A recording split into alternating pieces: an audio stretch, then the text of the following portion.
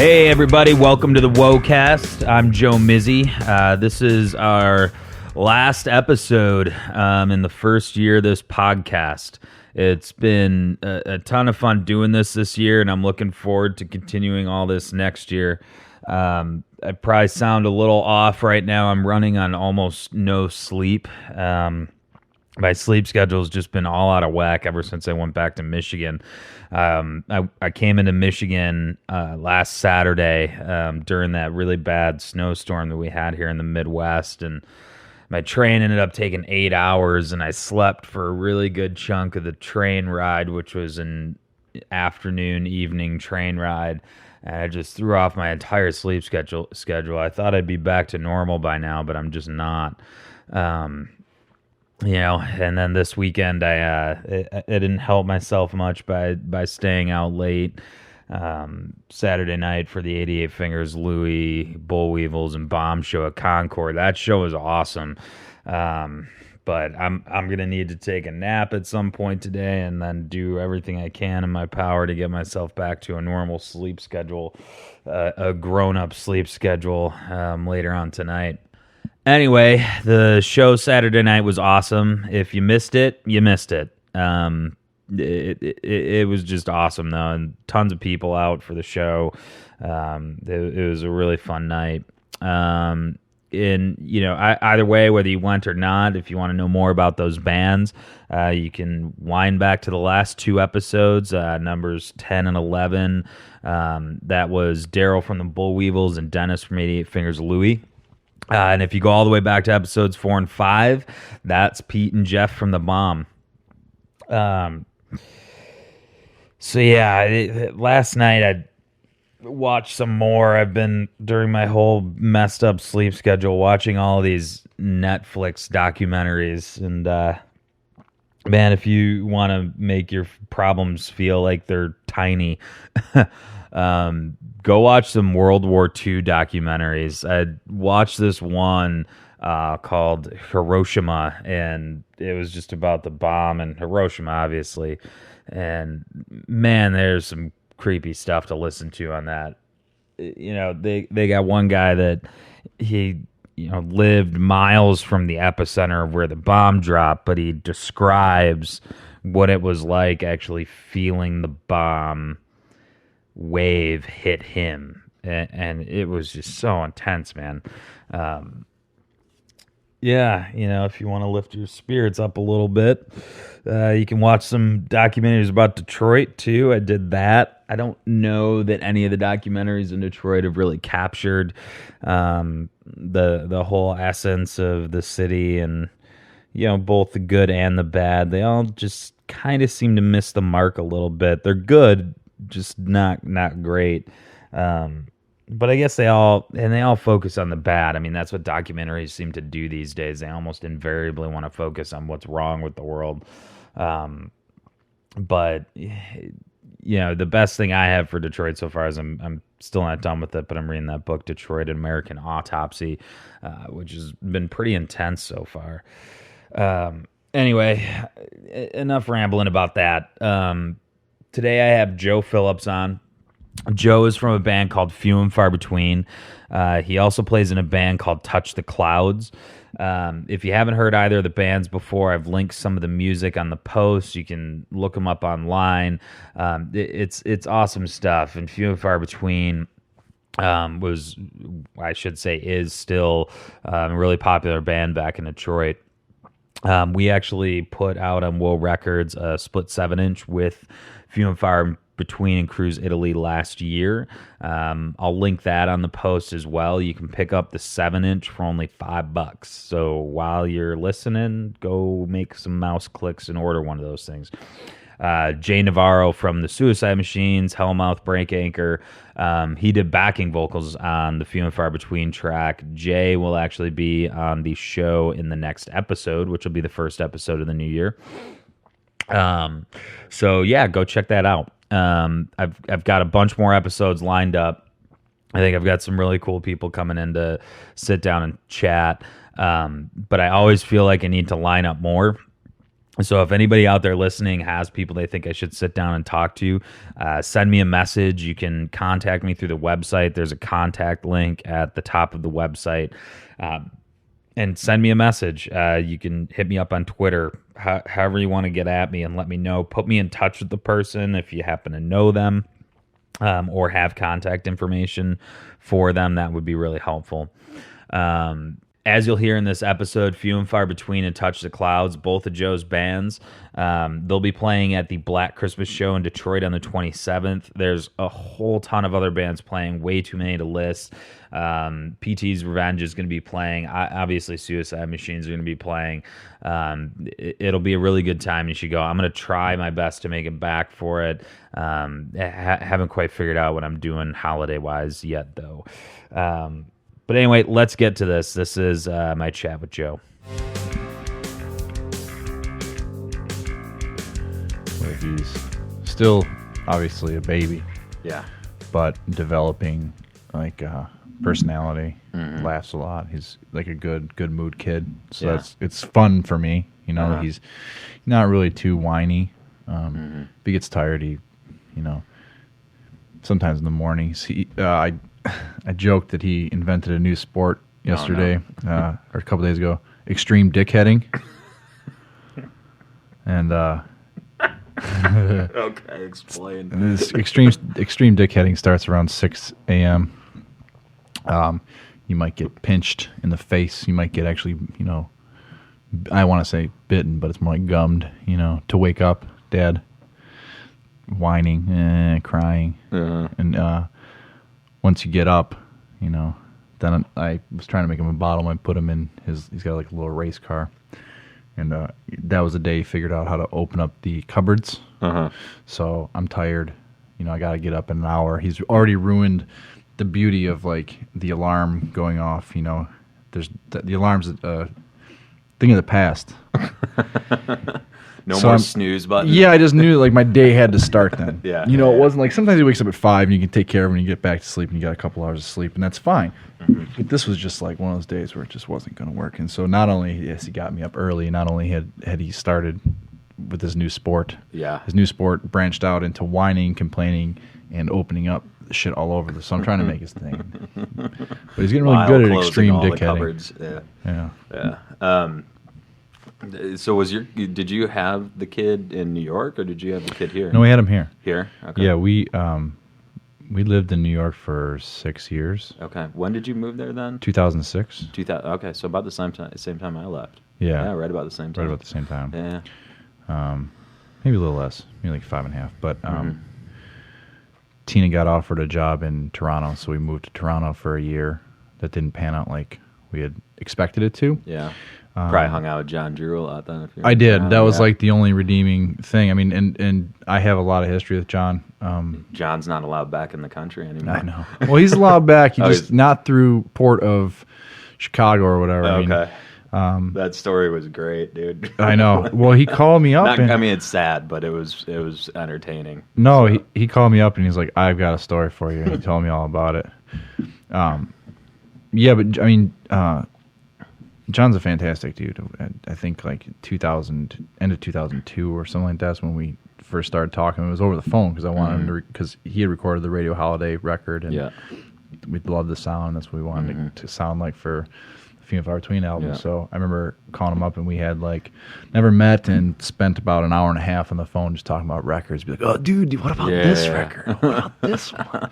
And knew right away that we were kind of kindred spirits. In that. So when I moved, it was definitely great to see him on a regular basis instead of once every couple months or whatever. So yeah, that was a bummer, man. I still remember I missed going out there to record violin tracks with you guys because I was going on tour and I was supposed to go and I remember you guys were kind of pissed, but I was like, dude, I can't, like I have to leave tomorrow, like, and I can't go there and drive back. I'm just not going to make it in time. That was a bummer, dude. I was really bummed out, but I got to go back there or actually go there for the first time for Heads Will Roll. Yeah, and that's when I met John Drew. Remember how strange that the session you did with us in Chicago was? Oh, yeah. Oh, yeah. Me and Dean have talked about it numerous times. That was like the most bizarre thing. What was that dude's name, man? Gary Kahn. Gary.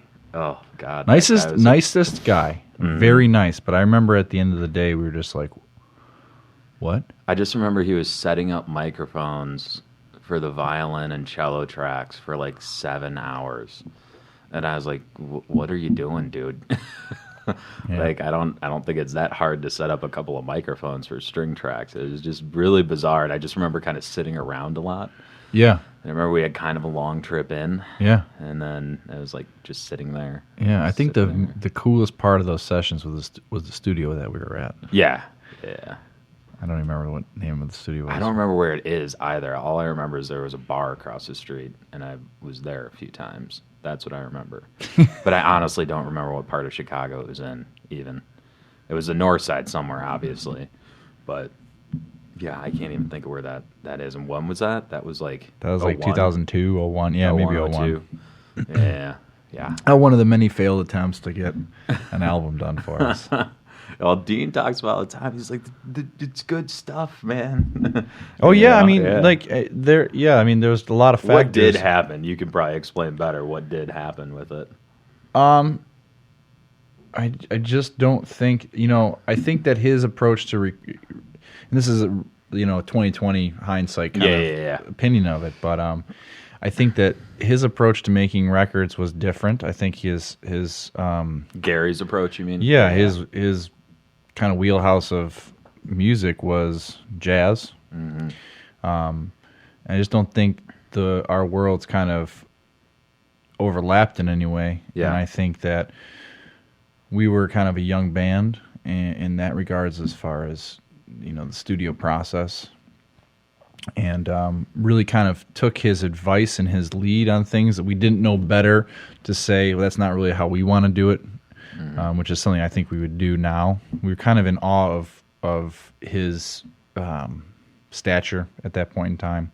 He had really good credits. Yeah. And so we kind of listened to what he was telling us to do, even though it never really felt 100% proper. I remember doing takes, like, all separated. Brian in the main room and us all separated. I was in the control room. Somebody's in an ISO booth. Derek's in an ISO booth. It never felt like, you want it to feel like everybody's participating and getting the bed track down. So that kind of went on for a couple of months, and we really hacked at it piecemeal over the course of like 3 months, maybe. I don't know. And at the end of the day, we got a mix back and just was nothing close to what we thought we sounded like, so we, decided to go a different direction with that, and I'm sure listening back to it now, if we had that opportunity, we might think differently. As we're preparing for this Black Christmas show, Darren and I have been spending some time practicing and listening back to old recordings, and it's interesting to hear what we think we sound like then, in retrospect. It sounds a lot less polished than we had thought at the time. Mm-hmm. You can hear, in our opinion, the youthfulness to it. You can hear a lot of stuff like that. So it's interesting. I would like to compare those old recordings just to see how off around we were at that point in time. But it's not a bad thing either, the youthfulness thing. No, not at all. Yeah, there's some things that you capture, in your younger recordings that you probably wouldn't do now sometimes. That's what I like about recording. Yeah.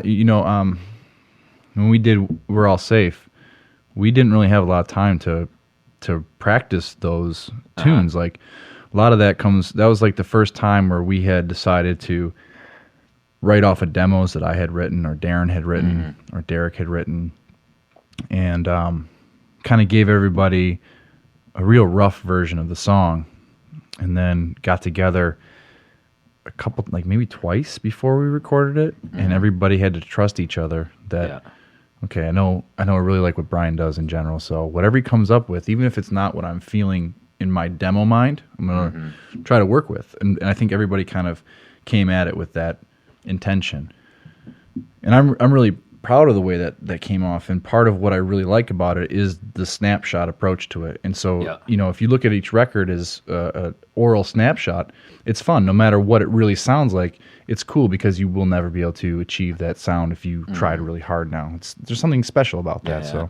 Now, was 3 the same songs you recorded in Chicago, or was it different songs? Primarily the same songs. Same songs. I think we may have swapped out 1 or 2 here or there, you know, but primarily the same thing. And where did you? That was the one that you ended up doing with John Drew, yeah, right up yeah. at Signal to Noise. Right? Yeah, and that was one of those times where everything locked and we knew it right away. And I think that's part of why my conversation with John, the initial time I called him, was so long, because I really wanted to probe the situation and make sure. Because we also did some tracks with Kevin Ratterman down in Louisville. That came out pretty cool, but still, just for us, didn't feel like the exact right thing. Yeah.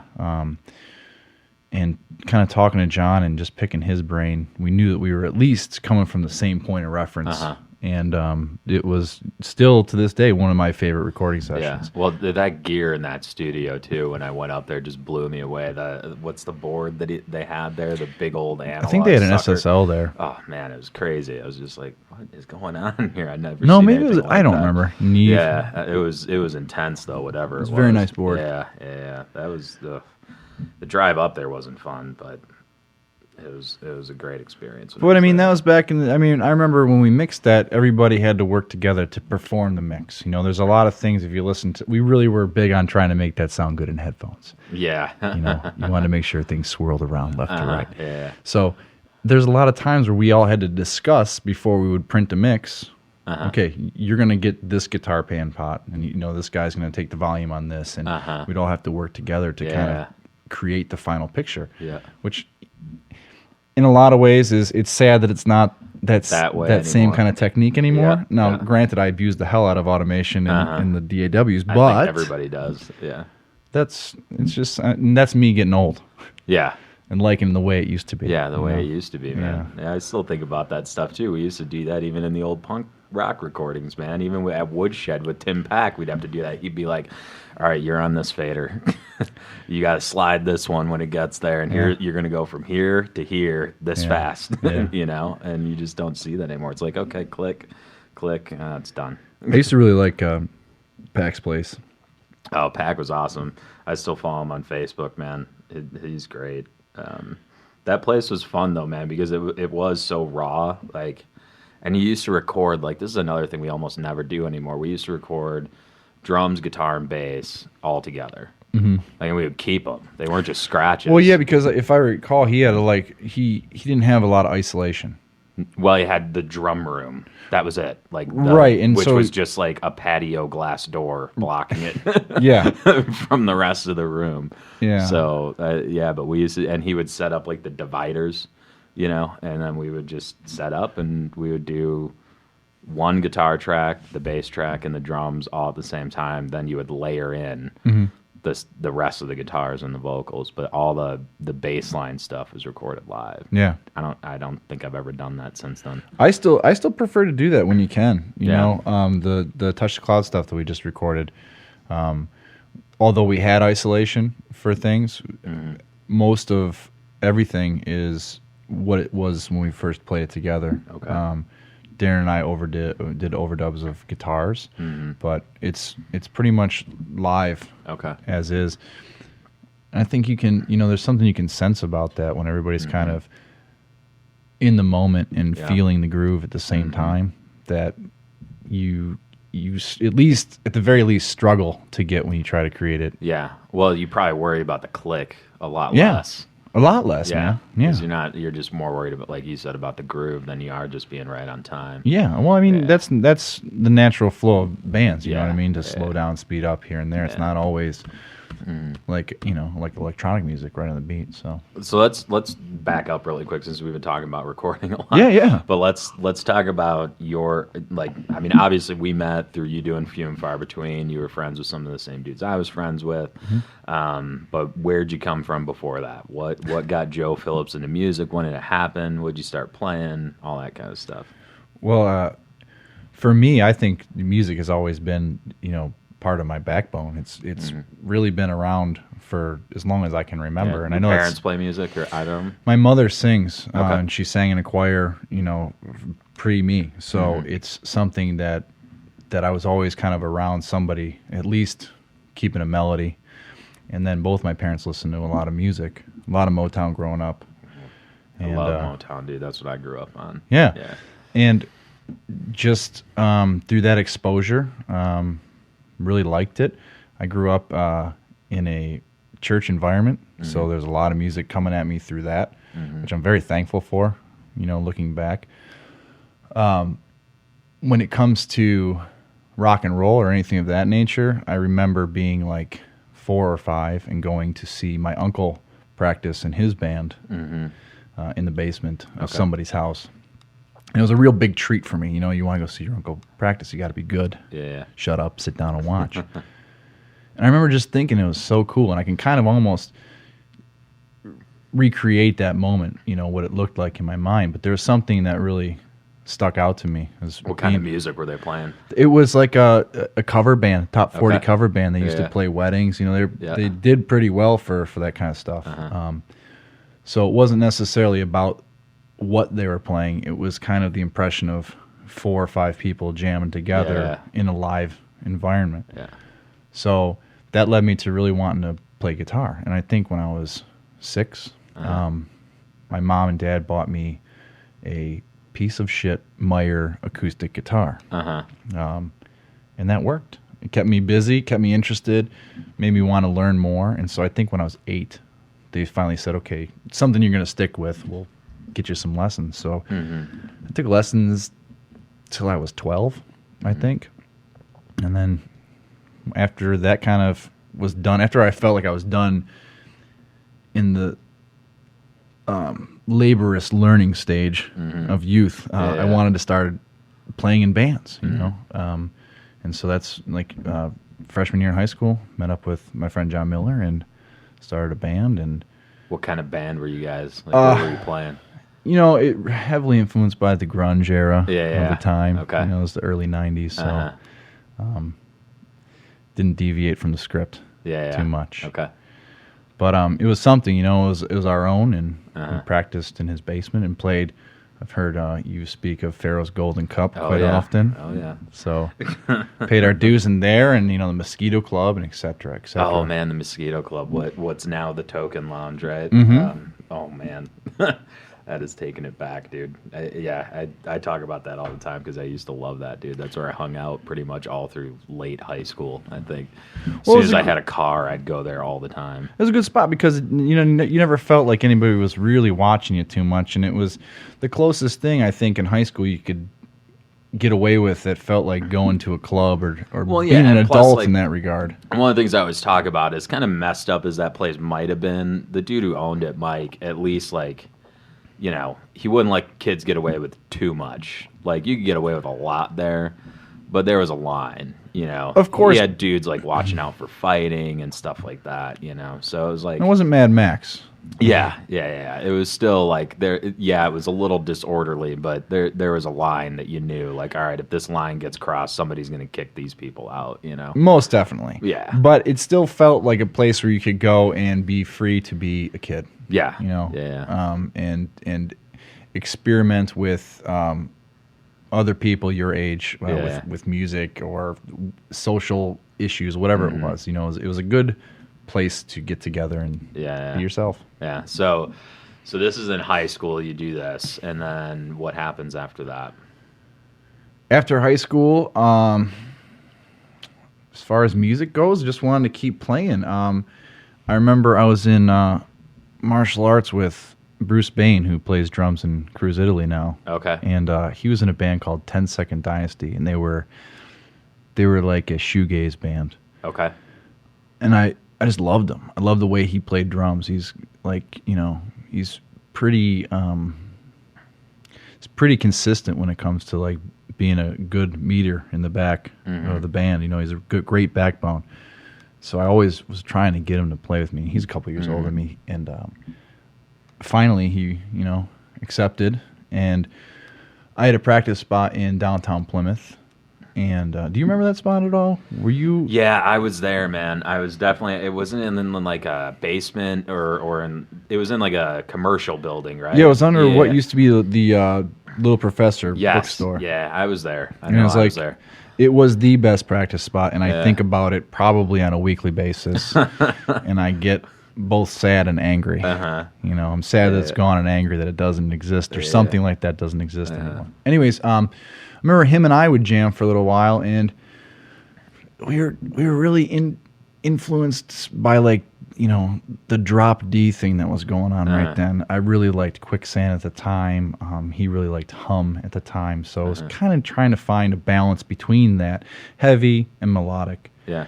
And I remember he was just like, he wasn't buying it. He was like, I don't know about this stuff. And we hooked up with Scott Brandon. And when he came together with us, it really started to click. So we started to look for a bass player, and Bruce knew John Fitchett. Okay. So we brought John in to play bass, and the band was Corel, and had a great time and wrote some really awesome tunes. And, you know, that kind of led to a friendship between John and I. And I remember, like, right as Corel started getting going, John's like, I really want you to come jam with my friend Brian. I've been doing this thing with him, trying to get something together. I really like how he plays drums. I think you'd get along with him too. So we had Brian come down one night, and that's kind of how Few and Far Between started. We just all really clicked together. And it's the same kind of situation I'd just gone through. And here's two guitar players and a drummer looking for a bass player. We you know, started to write and really couldn't get stuff together. Until John suggested Darren. And I was like, I got this friend Darren. He hangs out at the bar. You've probably met him before. And I think, you know, he'd be a good guy to want to play bass. And I had heard of King for a Day, but I wasn't really, you know, into that scene. It was kind of a remove from where I had come from. So Darren came down and jammed. And I think, like, one of the first things we played was Waking Up Tired. You know, and it was one of the first tunes that we all kind of got together and locked in and felt like, okay, this is something that we want to pursue. You know, that whatever that vibe was at that time in the late 90s was it just kind of felt right. So we started working there. And because I remember I was talking to Jay Lee one day. This is around the time that you guys started playing. And Kevin, I think Mr. Ziga, was telling me about you guys. And I was like, because Brian was playing for Slowpoke, and I didn't really know Brian that well. I knew Jay Lee better than I knew Brian. And I was like, isn't Brian? And he told me about, like, your style and everything. I'm like, isn't Brian like the pop punk drummer? And he's like, no, that's Brian shit.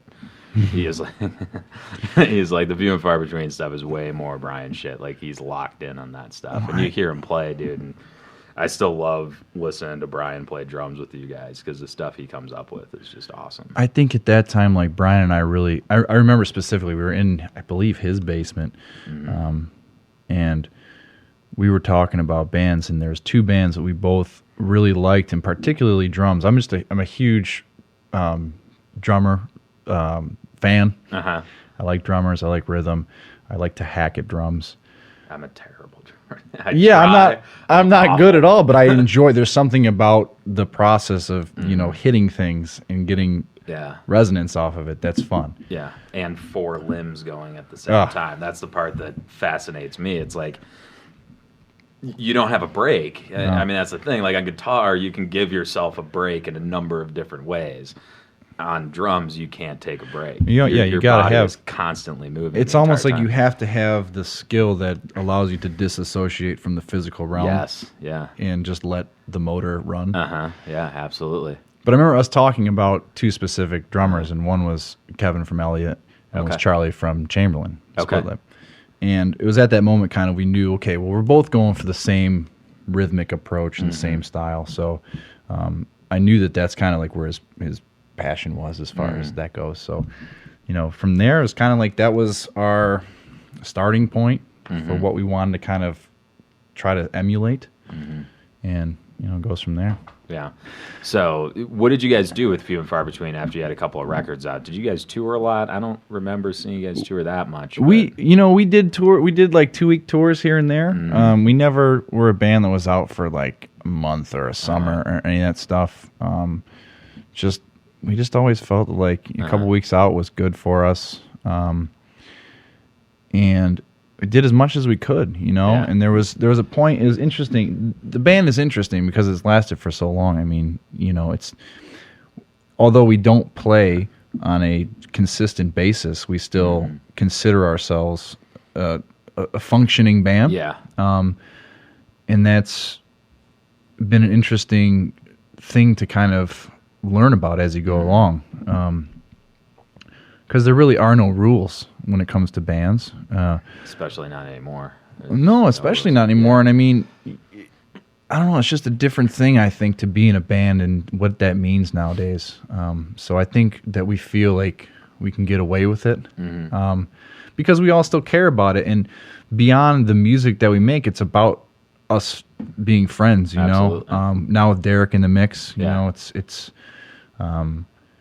it's great to be able to get together with these guys, and instead of sitting around bullshitting about what we used to do, we just do something new. You know. Yeah. When did Fitchett leave? What happened there, and then when did Derek start up? I don't remember the exact year. I want to say like 2001, 2002. Darren had left for a while and went to Chicago to play in the Story So Far. Yeah. And we had Eric Peterson come and play bass with Eric. us. Yeah.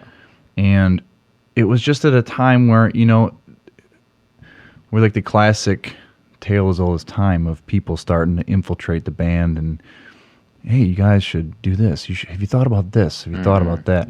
That kind of started around that era. Yeah. And John was really setting up his life that he's living now. It's awesome, you know. And I think at the time, we just had a different belief of what we wanted to achieve. And so it just got to the point where, you know, he was unable to fully commit to time constraints that we had created for ourselves, some real, some not in hindsight. And so it just didn't work out in that regard. Yeah. Yeah, I've talked to a few dudes about that. Like, when you look back on the stuff that you used to fight about in bands, or not fight about even, but like stuff that got in the way. Yeah. It seems so much smaller, you know, when you look back on it. It's unbelievable. I mean, you know, your emotions get so amped up when you're, especially like when you're young 20s, and like the world really is full of infinite possibilities, especially when you're playing music. Yeah. At least in your own mind, right? Yeah, exactly. So, looking back, it's we would have handled it differently had we run into that now. And it's you know, it's got its own silver lining to it because Derek Lee came into the fold. You know, I got to meet Derek Lee through that process, and he's like one of my best friends. So there's that to the story. But you know, like John and I didn't talk for, I don't know, the longest time, man. Like what felt like a decade, it probably was a little less than 9 years, 8 years. We finally sat down and had the same kind of conversation. And like, dude, sorry for being me. Yeah. And let's move on from here. And John's a great friend, man. He's you know, and it's great to have him involved when we do. There's some songs we play now, like where he'll come and play with us because it just feels right. Yeah. And you know, he's great at his craft. So it's nice to kind of round out the mix of what that group is. You know. When did Derek start playing with you guys? Right around the time we started to record 3, like right at all the failed attempts. Yeah.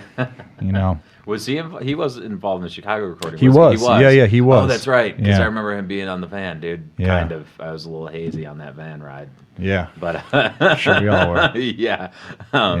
Yeah. Oh God, dude. Just thinking about that. Let's not talk about that. But so Derek started around then, and then that's been the lineup ever since, right? Yeah. That's it. Yeah.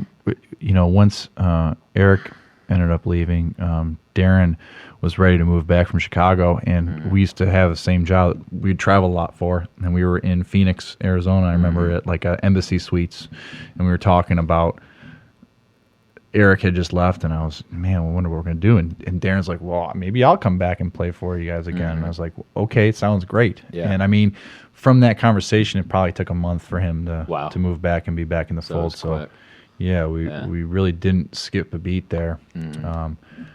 So it's been the same ever since. And, you know, with doing that, we were at that time with that group really had the lineup to chase down the dream, right, at that point in time. So we tried really hard and made classic band mistakes at that point in time.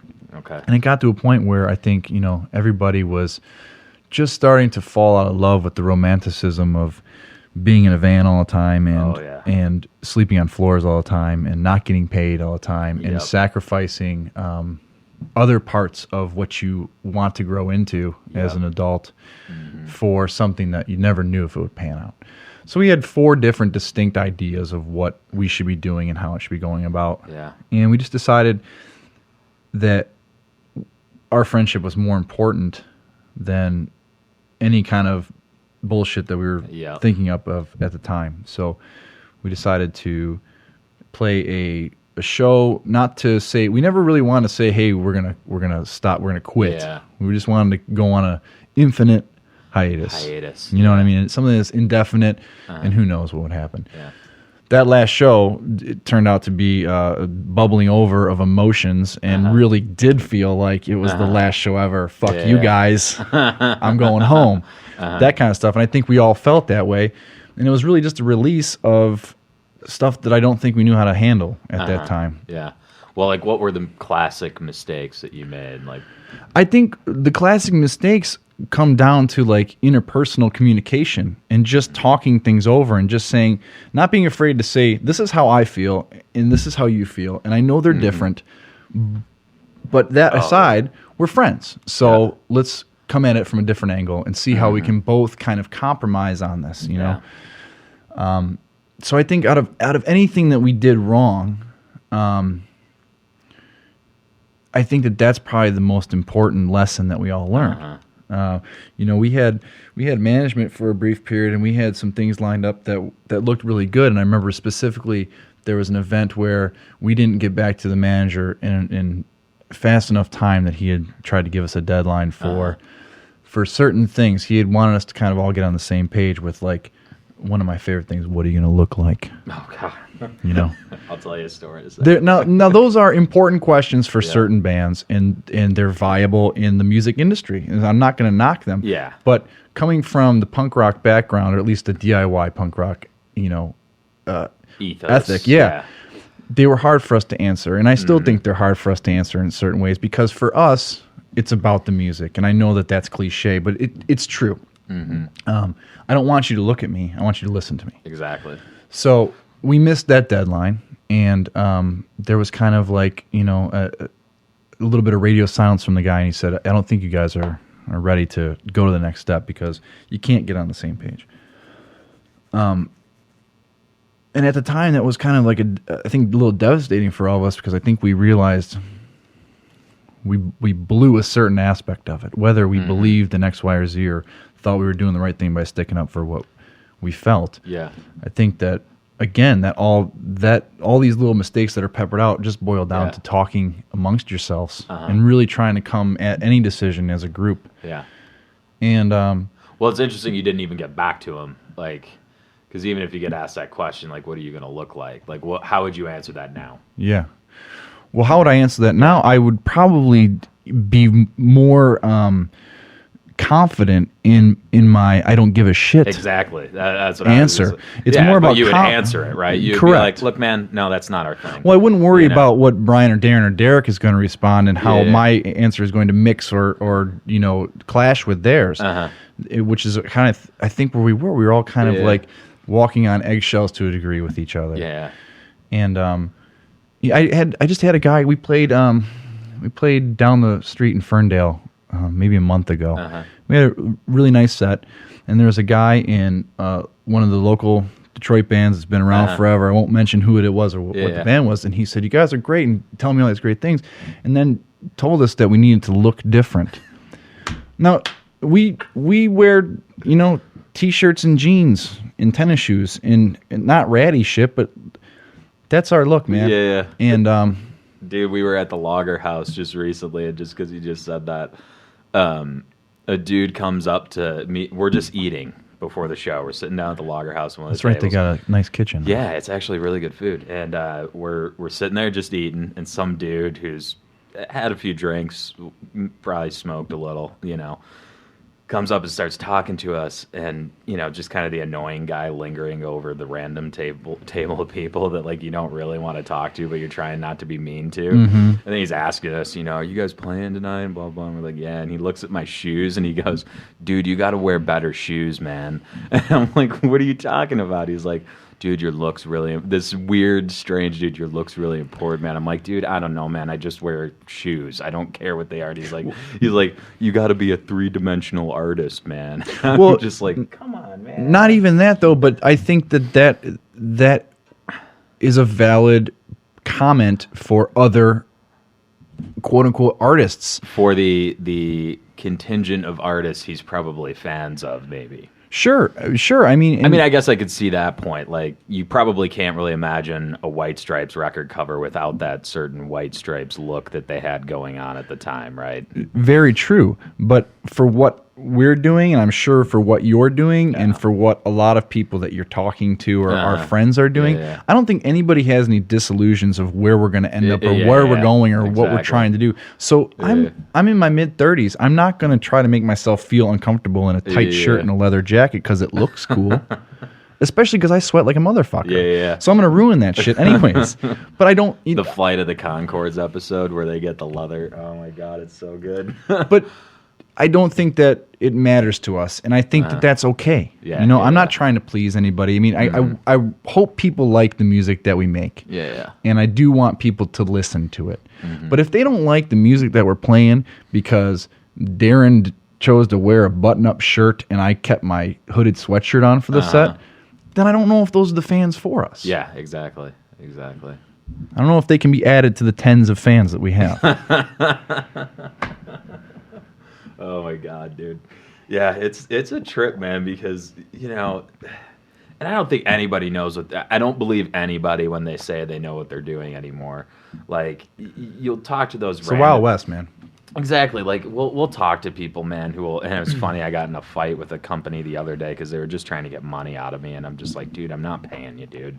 And we're not doing business together then. And I'm like, well, I wasn't doing business with you anyway. Like, but you're trying to tell me what to do, and I don't think you know what the hell you're talking about, and I'm not going to pay you to tell me more because I don't think you know. I don't think anybody knows how you get to anywhere at this point. And if you think you do, I have no idea. I don't even know what to say to anybody who knows. I'm a guy who thinks a lot. To my detriment, I'm constantly thinking about things. And one of the things that I think about now, being a musician who's still active years later after I started, when it's no longer about being a kid and making it big or any of that stuff, is how much the business and the industry around the art that we create has changed over the last 20 years. Well, especially at the time you guys were doing it, is really when the overhaul was beginning.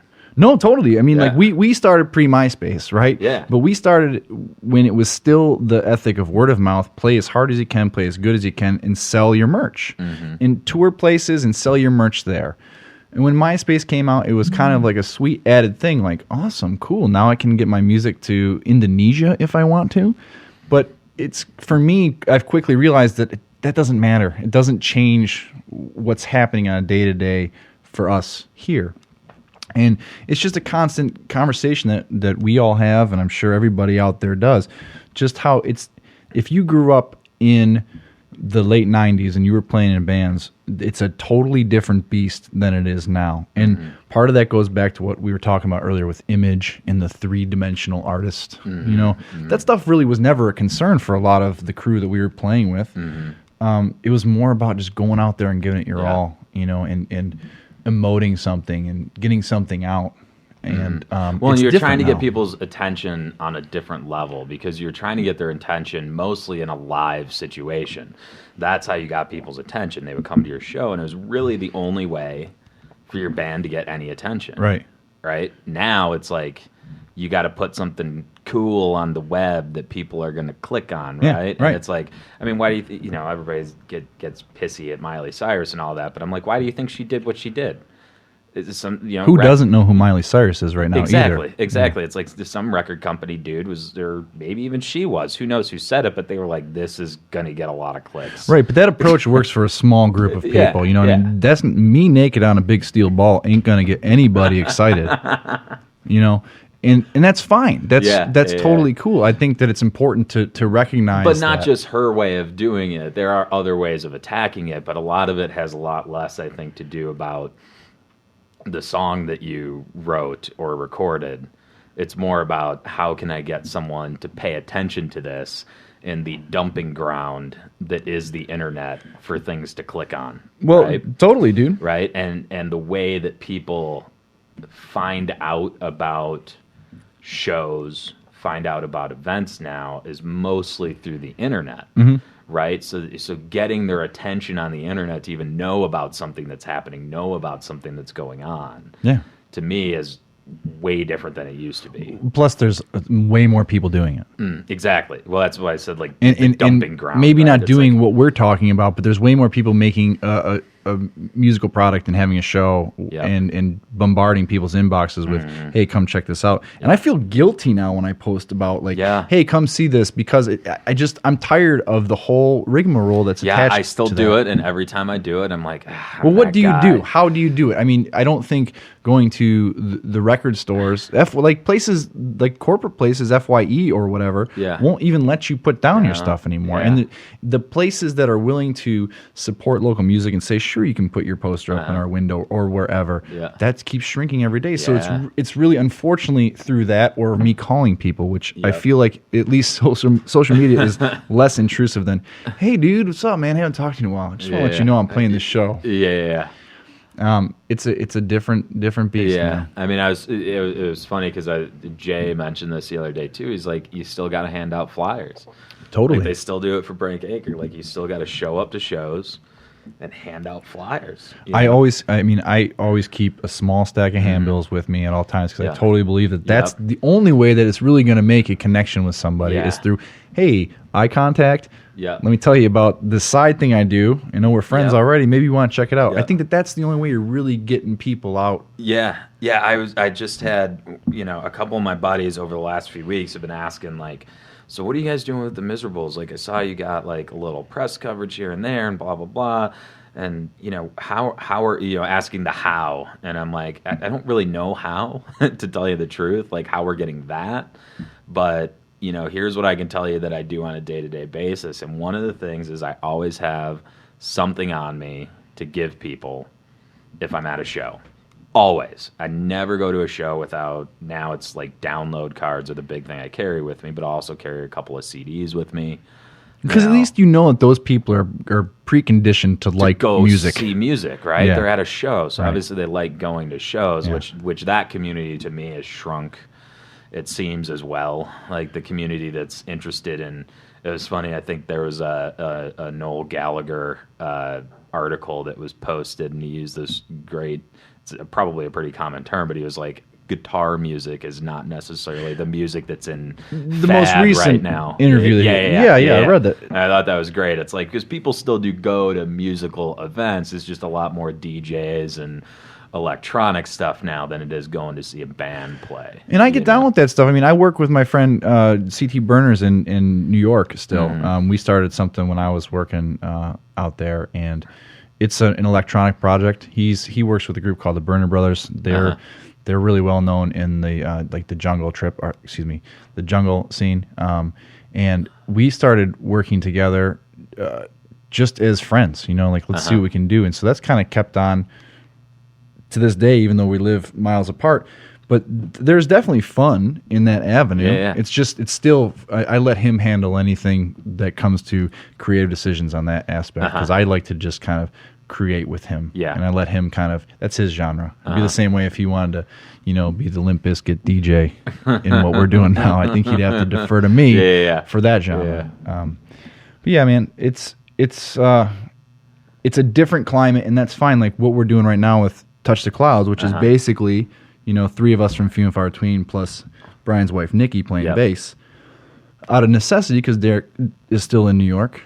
So we still do Few and Far Between when we can, but for like that jonesing of, man, I want to play Friday, Touch the Clouds works really nice for that. And this year, we started in March, I think was our first show. And this year has been an interesting time for us, considering the groups that we've played with and our experiences collectively, to start over kind of. It's a lot of fun. And to really learn in a first-hand way how different things are, especially for a band that's starting out. We just really want to go back to playing as hard as we can live and doing that the best we can. And if nothing else fans out from there, again, we don't have these crazy expectations. That's okay. We just want to go and make people who are coming out to live shows watch and enjoy. I want to put on a good show for people because I'm doing what I love, and we're all doing it together in sync. And so that's kind of like the new approach, I think, that makes us at peace the most, is like, let's do what we do the best and not worry about anything else, because it doesn't matter. Yeah. We're almost all dead. Yeah. And nobody cares anyways. It's like we were talking about, it's so hard. And I say that in jest, but I mean, it's so hard to get people's attention, and I'm not going to lose sleep over that. Yeah. I just want to have fun and make music with friends, So yeah. Well, I mean, I think the people who stick around and keep doing this into their 30s, you got to have a little of that. You have to have a reality check if you're going to keep doing it. Most definitely.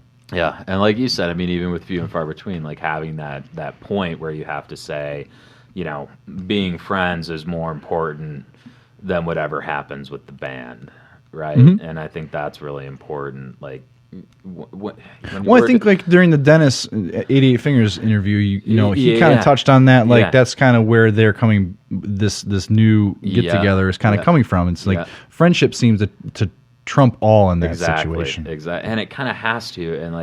And when you look back on it and the stuff that you would, and he touched on that as well, like you get four dudes in the room, even if they're like the best friends outside of that room, they can pick up their instruments and suddenly become like their worst enemies, right? Just because the creative aspects of each person's mind can get in the way. And like, especially when you're younger, I think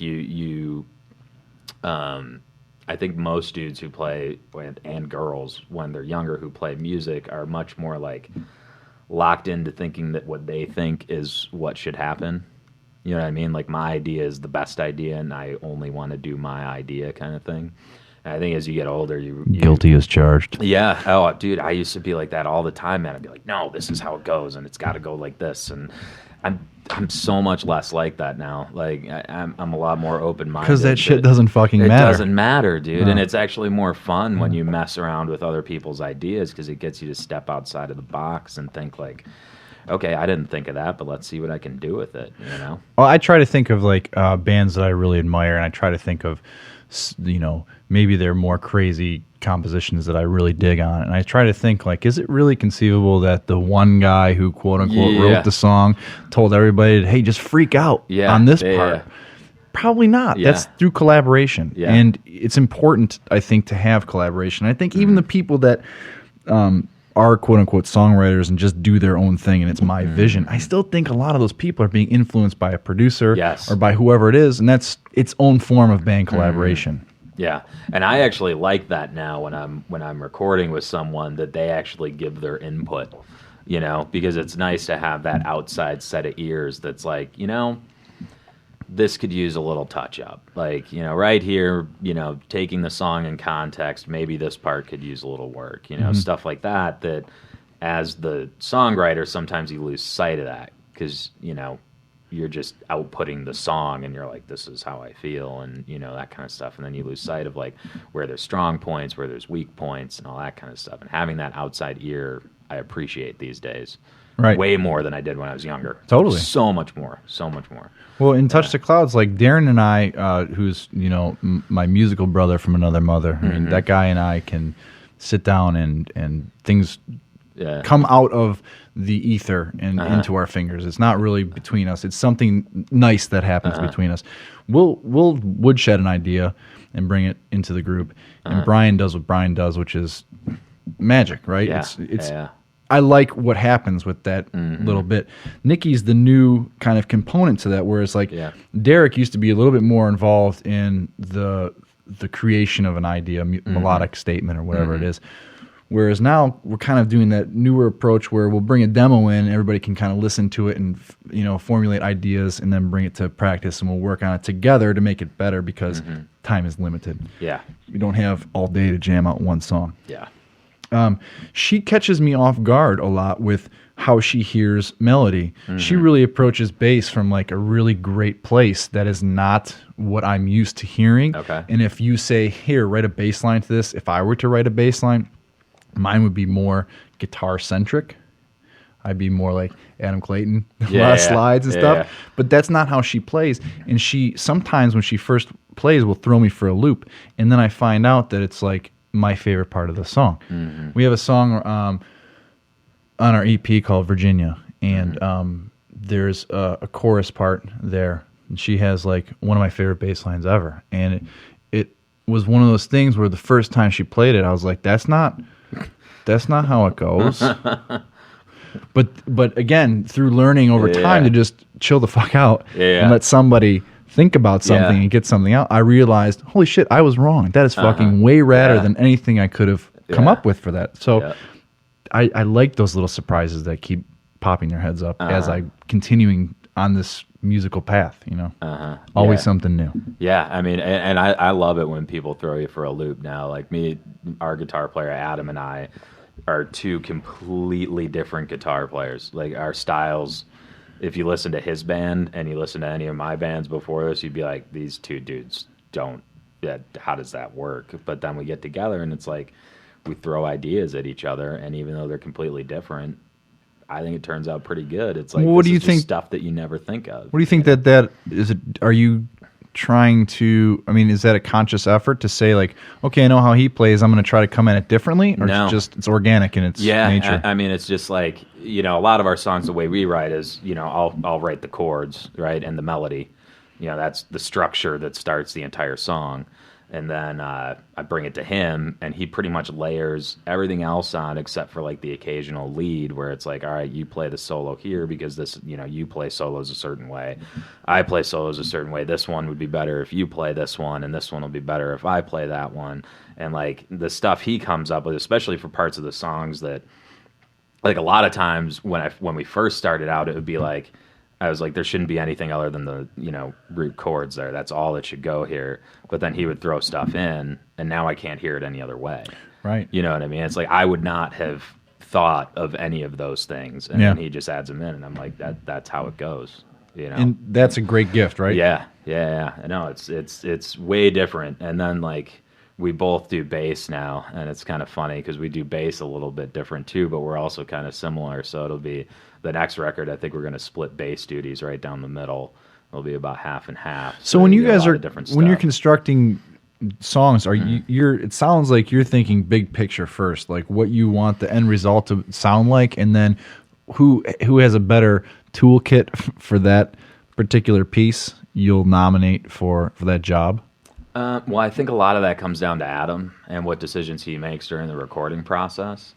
For me, these days, it's a lot more about the song than it is recording the song.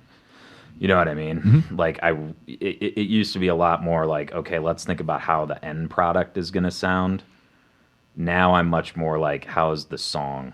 And if I strip the song down to its bare essentials, just chords and melody, is this a good song? Yeah, right. Right. I think about that more now with age than I ever used to back in the day. Mm-hmm. And so now if I can't strip a song, except for certain songs, obviously there's certain songs that are not going to be like able to be played on an acoustic guitar and sound great. I mean, we have a couple songs that are definitely like that. They're very riffy, and without the riff, it's just not the song. The song is kind of the riff.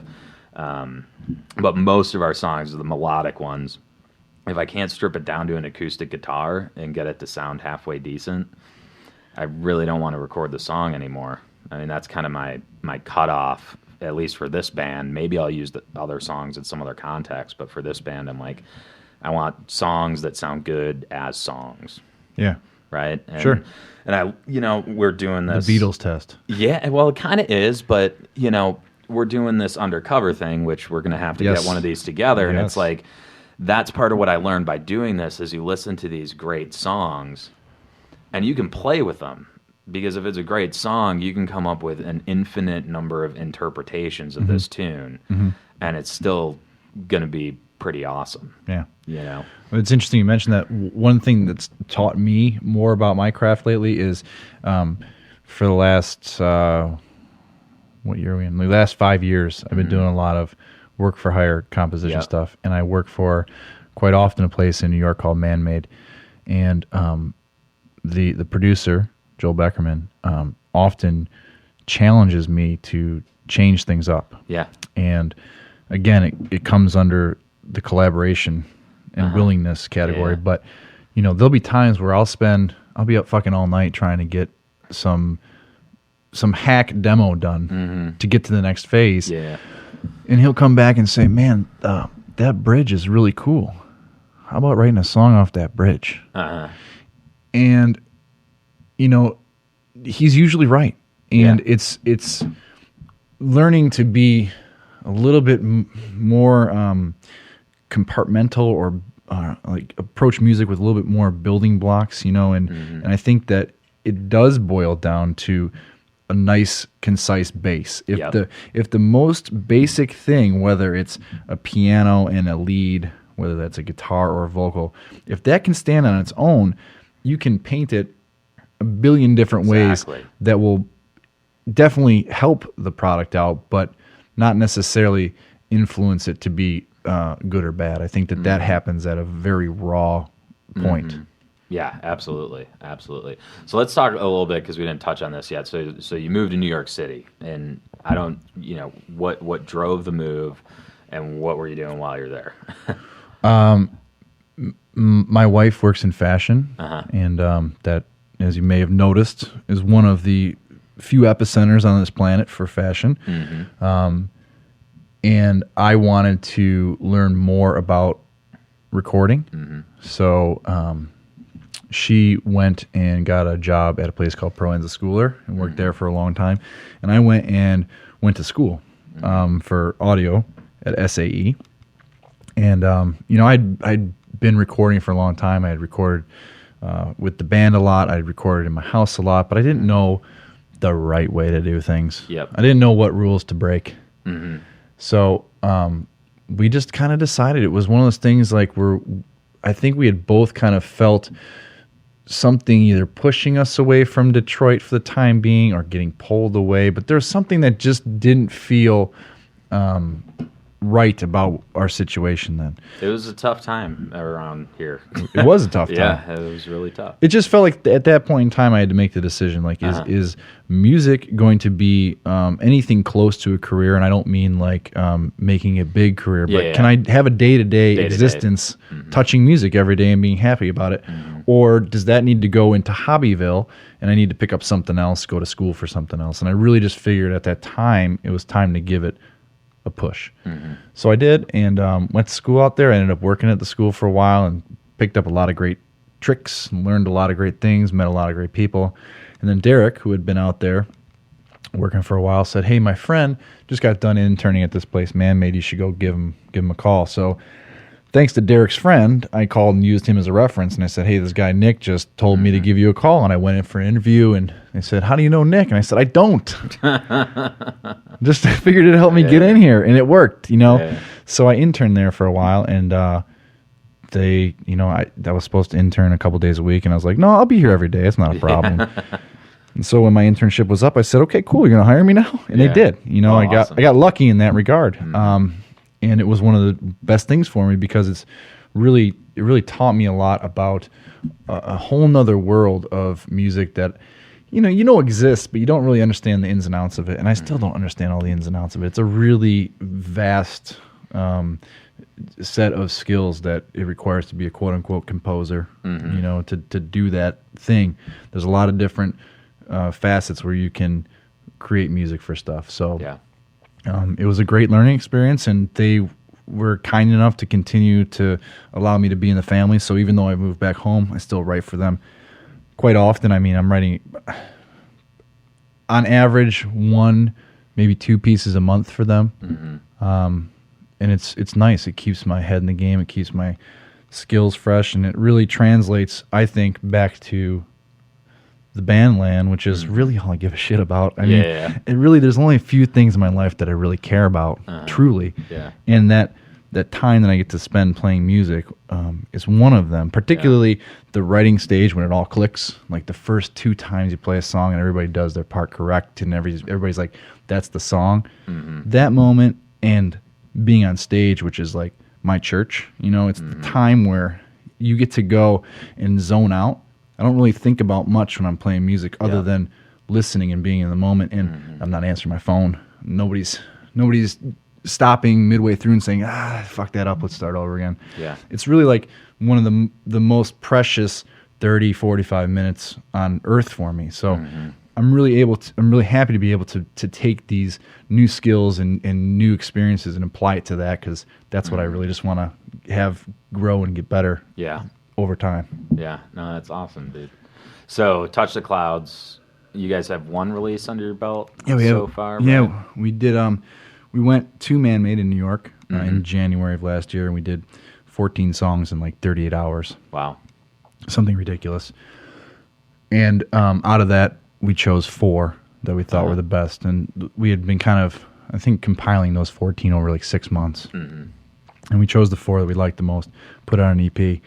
And now we're working on like another EP's worth of music.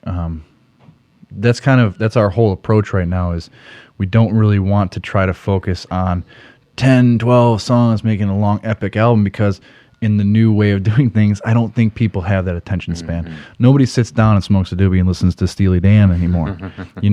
They want to get that one sweet single that does it for them, and they move on to the next sweet single. So we think as a band, a nice compromise is an EP. 4 songs here. We'd like to do some split 7 inches. We have extra songs. We're going to record more in January, February. So it's just, little bursts of music that allow us to continually work on a body of tunes, but not too overwhelming for general consumption. Yeah, no, that's interesting. I hear so many people say we're going to do EPs now. Yeah, like it's. I'm still struggling with it, but see, we all our songs are so much shorter. So even when we did our album, it's 11 songs, but it's only 24 minutes. Sure, and I don't think so. It's like, I think we're still gonna probably do what would technically be considered a full length, but in the punk rock realm, they're still much shorter, than most people would consider. I mean, a Rancid record is like 20 songs every time, right? Sure, we're doing half that. So, well, I think that's I like that approach, and again, like doing a lot of composing for short spots, like for 60 seconds or a minute and a half. I really, for good or bad, have gotten bored with long songs. I could no longer handle anymore like the late 90s of what I like to joke as like when you get to part 17 of the song. So I think it's affecting what we do, because this is the 3rd bridge. Totally, man, get into it. But it's I think I like the short and sweet songs. I mean, like there's a new band, Rebel Spies, that just is out kicking ass right now, and they have a song, one of their tunes that they released for the world to hear is like a minute 20, and it feels complete to me. You know what I mean? Like they got their statement out musically. Jeff got his statement out lyrically, and it's short and sweet, but it makes you want to hear it again. Yep. You're not tired of it already. And so I think that an album of 11 songs lasting 20 minutes is good. Yeah. Yeah. It's interesting. Well, this guy. Darren Hunt has walked into the room. Yeah. We're going to hack through some Few and Far Between songs right now. Awesome. Well, I mean, we've been going for over an hour, dude. Awesome. So anything else you got? Obviously, you guys are doing Black Christmas. I don't think anybody said what date that is or time, so you should probably put that out there, because I don't even know. Black Christmas is next Friday the 27th. I don't know. I think doors are at 5 or 6. It's all online, all that info. And it's at the Majestic again this year. It's at the Majestic Complex, right? Majestic, so it's going to be the the Majestic Theater, the Magic Stick Lounge, and the Garden Bowl. And I know at Touch the Clouds will be playing. I know this for sure. We'll be playing in the Garden Bowl, which we're super stoked about because that's what we played last year, man. It was a ton of fun, dude. The best. We spot. played even after Suicide Machines, and we're like, nobody's gonna be watching us, dude. And then there were like tons of people in there. Now it wasn't as crazy as the Break Anchor set, which was I don't know if you saw that. Oh yeah, I did. Yeah. Oh my god, that was intense. I think I saw it from the stairs because I couldn't get down into. Well, I saw it from outside. Like I go downstairs and step outside to get on the phone. And I'm standing outside, and I look over in the window, and Dean is standing there on a table, and I'm like, "What are you doing?" He looks at me and just points, like, at the stage, and I look over, and they're tearing apart that Christmas tree just, like, above them. I'm like, what the hell is going on in there, dude? I try and walk back in, and the guy was just like, "No, you got to wait a minute, dude." That's a band that, like, I really love in Detroit because they're kind of what we were talking about earlier with just getting it done in a live setting, not fucking around, just really giving every one of those guys, if you watch them, are super intense. Oh my God, dude. They work so together good. nicely. Yeah. Dude, they're so good, man. I first met Kyle and Dan through their band not Break Anger, that's who they're playing with now, but a band called Seized Up. Yes, right. And like the first time I saw them, I was like, holy shit, dude, these guys got it together, man. Yeah. Like, and Seized Up's bass player is now in a band called Due North. Oh yeah, If you ever heard of them, but they're really good too, man. Just a really good band. That's who we played with at bass Lager player House. of Due North, Roger, is a photographer. He took our photos. He took Darren's photos at his wedding. Roger's such an awesome guy, dude. He's so nice, dude. It's just amazing, dude. But with Break Anchor, it's nice to get Golan back in the mix and get Jay back in the mix. I mean, it feels like this nice melding of new school and old school with like the perfect amount of energy and the right amount of melody and pissed offness. It's a nice ball of fun. Yeah, and plus the way that Kyle and Jay like contrast each other is really cool. Yeah, totally. Yeah, it's really cool.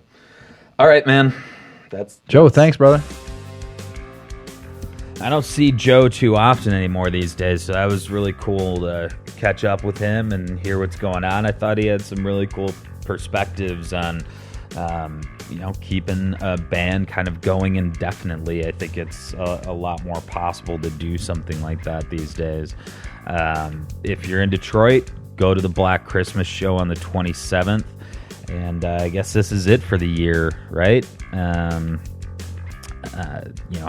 a good New Year out there. Be safe if you're going out. I'm just going to try and get myself some normal sleep between now and then, since I'll probably blow it on New Year's Eve. Who knows? Maybe I just need to pop a Benadryl tonight. I hate waking up groggy, man. It's just no fun. Ugh. I need to get some exercise too. While I was back in Michigan, I just ate like a complete idiot. I ate way too much fast food.